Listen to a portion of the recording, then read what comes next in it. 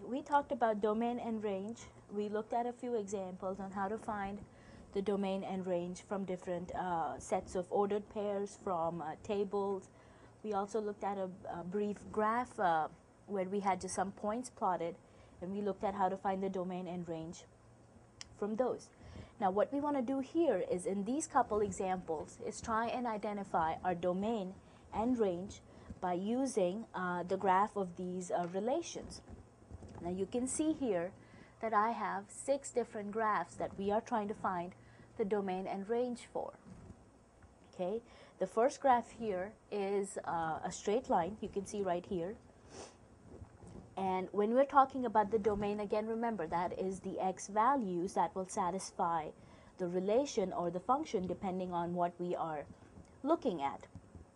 Now if you look at this example right here, our first example, you can see that the straight line, you have these 2 arrows at the end of the line, which indicates that that line is going to keep growing in both directions. So if you talk about the domain of this line here, or this graph here, in terms of what the values of the x should be that will satisfy this line, you can see as this line grows on the upper half, it will keep growing all the way out, and it's going to cover all the points on the x-axis, because you can just take any value on the x-axis. Let's look at this.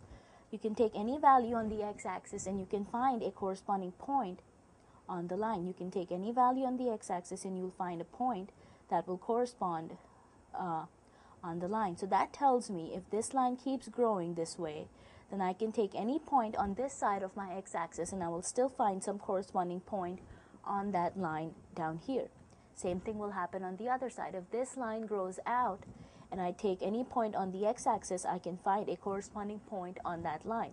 So this tells me that the domain of this line here is going to be all the x values on my x-axis, which is all real numbers. So talking about the domain here, I'm going to say the domain is all real numbers, and the way you represent that is using negative infinity and positive infinity. That tells you that the domain is all real numbers, and you represent it using these 2 infinity symbols. And again, as I said, that tells you it's going to be all the x values on this line. Now let's talk about the range for this given line here. Again, for range, you're looking at the y values, and so in this case, you're looking at the y-axis here. And again, you can apply the same logic here. You can see that this line is going to keep growing upwards and this part will keep growing down. So if you again take any point on the y-axis, you will be able to find a corresponding point on the line. Same thing on the negative side. If you take any point on the y-axis, you will be able to find a corresponding point on the line. As the line grows, you can take any point down here or up here to correspond on the line. So again, that tells me this line is going to cover all the values on my y-axis, and so my range also is going to be all real numbers, which again you will use negative infinity to positive infinity to represent that. Basically, this tells you you're going from negative infinity all the way up to positive infinity. That covers all real numbers. Same thing here, negative infinity to positive infinity, and that will cover all the real numbers on both the x and the y-axis. Okay, let's move on to the next example. You can see that we have a circle here, which is centered at the origin 0, 0, and it has a radius of 2 units. So that's your circle. Now, in this example, let's talk about what the domain and range can be. Now, you can see that the circle is only between these certain points. There is no part of your graph or the circle anywhere around on the sides right over here. So that tells me your domain is going to be restricted as far as the graph goes. Now, let's look at the x values. You can see that we have, this will be the point -2. So you have -2 and 2 are the bounds between which the circle is contained.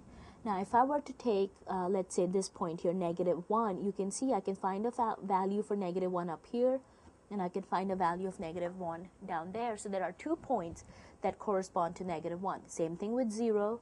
There are 2 points that correspond with the x value of 0. With x equals 1, again, same thing. You can even take like 1.5 as the x value, and you will find 2 points that correspond to that value. So this tells me my domain is restricted between -2 and 2, because since there is no graph outside of these values, you will not include that in your domain. And in this case, we will say the domain of this function is between -2 and 2. Now here, we will do something that you haven't seen before, is you will see that the graph is defined at -2 and 2. By defined, I mean that there is a point corresponding to that value. When x is -2, y is 0. When x is 2, y is 0. So that tells me these 2 points are included in my domain. I'm including them. Those values will be used to substitute my x value. Okay. So that's your domain from -2 to 2, including those 2 points. Now let's talk about the range for this function. Now again, if you're talking about the range, you want to look on the y-axis, and again you will see what points will the y-axis, what values on the y-axis will satisfy our graph. Now again, this one here is 2, this point here is -2. So just like we did with the domain, you can see with the range also that the graph is contained between -2 and 2. And again, if you were to use a point, let's say y equals 1, you can find 2 corresponding values on the graph for your x. If you used y equals -1, again, you will see 2 different points on the graph that will correspond to that point. So again, that tells me my graph is contained between -2 and 2, so that will be your range. And again, since you have these values defined, when y is -2, x is 0.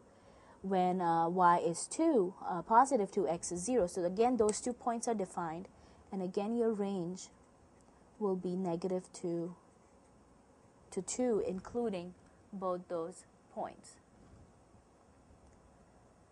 Okay, let's look at the next example. You can see this is an upside down parabola right here, and talking about its domain and range again. Now, when you're talking about the domain, you have to be a little careful. Now, as you can see, this graph is from starting out here and going down this way. Now, again, you have these 2 arrows marked here, which tells you this graph is just going to keep growing in this direction. So that tells me that, this is just going to keep growing, and it's going to get wider as it grows. It goes down. Again, this side will get wider as you keep going down. So again, that tells me in terms of the x-axis, as this graph gets wider, it's going to start corresponding with more and more values of the x-axis. Same thing happens on the other side. As this gets wider, there will be more and more points that will correspond to your x values.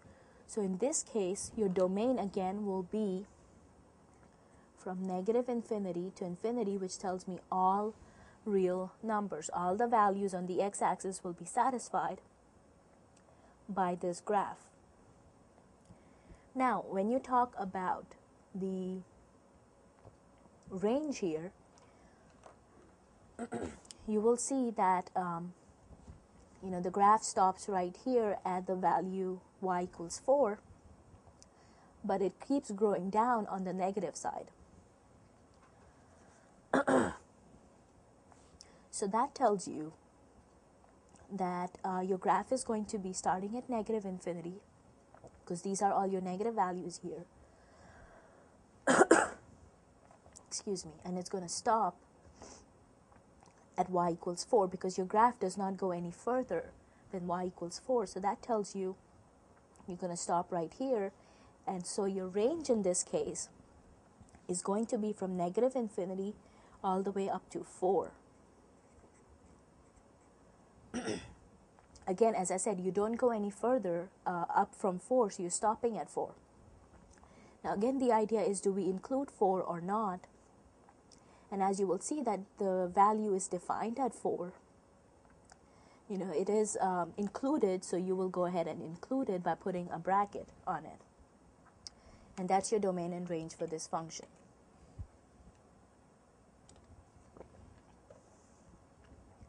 Let's look at our next graph here. Now you can see this is a parabola, but the difference in this graph is that the graph stops right here on the x-axis. It does not go any further than your x-axis here.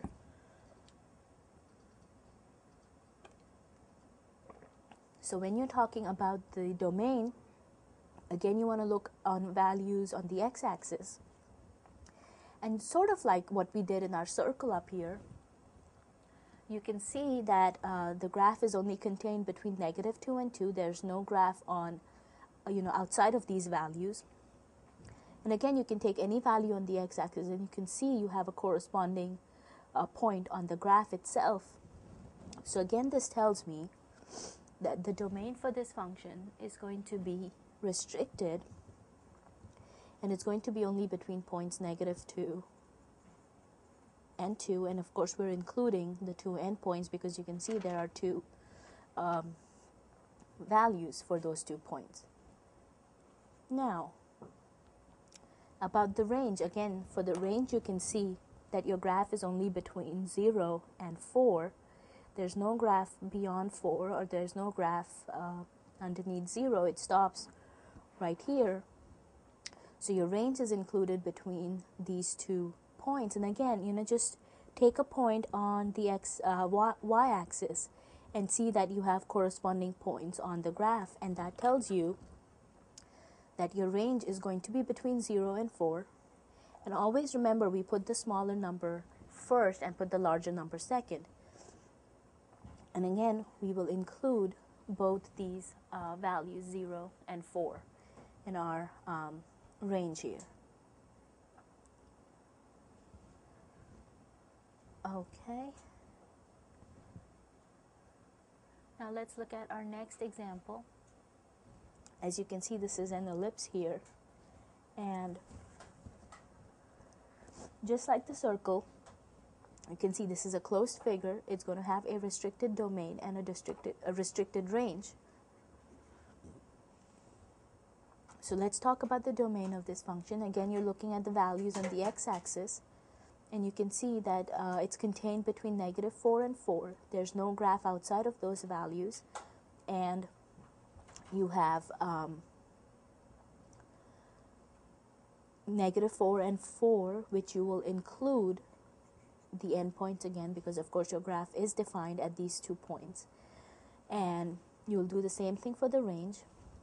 Again, you will see your graph is contained between -3 and 3, no graph outside of that, and you will include both your endpoints. It's very similar to what we did with the circle, except this time the shape is an ellipse. All right, that leads us to our last graph here, and as you can see, this is a parabola on its side. So now when you talk about its domain, again, you're looking at the x values. Now,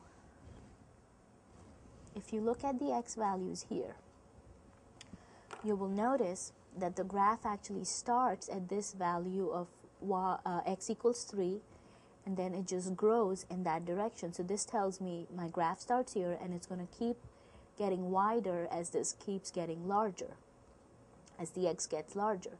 So this will just keep getting wider and wider right over here.